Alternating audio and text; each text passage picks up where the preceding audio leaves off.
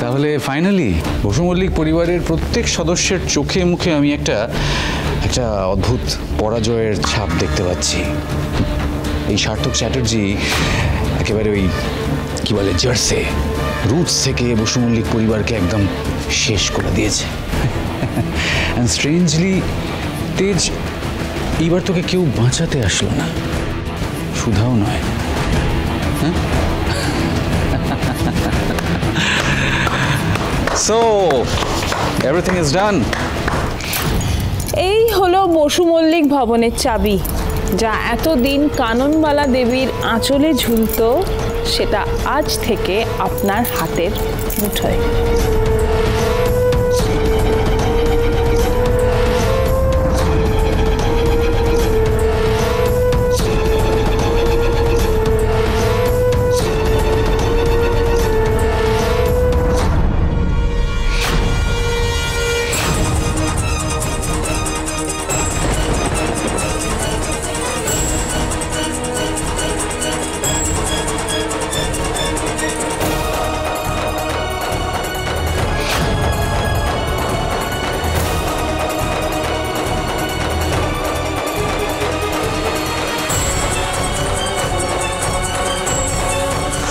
সুধা,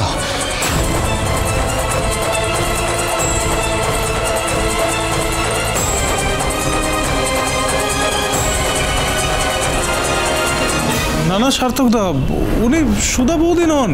আরে উনি তো রুক্মিণী সেনগুপ্ত। হ্যাঁ, রুক্মিণী সেনগুপ্ত খুব নাম করা ইভেন্ট প্ল্যানার। ওই প্রীতম, ফটোগ্রাফার প্রীতম, ওর বন্ধু, আবার business পার্টনারও।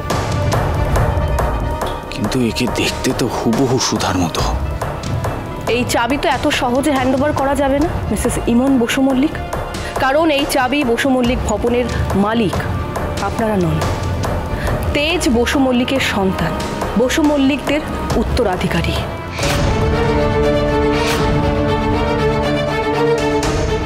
What? Mrs Kananbala Basu মল্লিকের বানানো এই উইলে পরিষ্কার লেখা আছে যে এই বাড়ির প্রপার্টি সব কিছুর মালিক হবে পরের প্রজন্ম, অর্থাৎ তেজ বসু মল্লিকের সন্তান। আর যতদিন না সে প্রাপ্তবয়স্ক হচ্ছে, এ বাড়ির ভার সামলাবে তেজ ও সুধাবই বসু মল্লিক।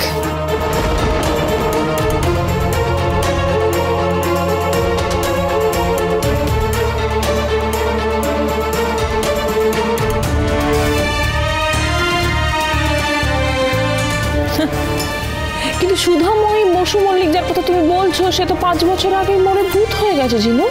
তাহলে তেজ আর সুধার সন্ধান কোথা থেকে আসবে? আকাশ থেকে টপকাবে? না, সুধা মারা যায়নি। সুধাময়ী বসু মল্লিক বেঁচে আছে। আর হ্যাঁ, আপনাদের সবার সামনেই দাঁড়িয়ে আছে।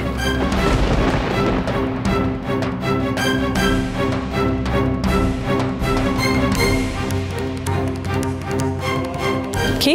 হ্যাঁ, আমি রুক্মিণী নই, আমি বসু মল্লিক বাড়ির বড় নাতবু, তেজ বসু মল্লিকের ওয়াইফ সুধাময়ী বসু মল্লিক।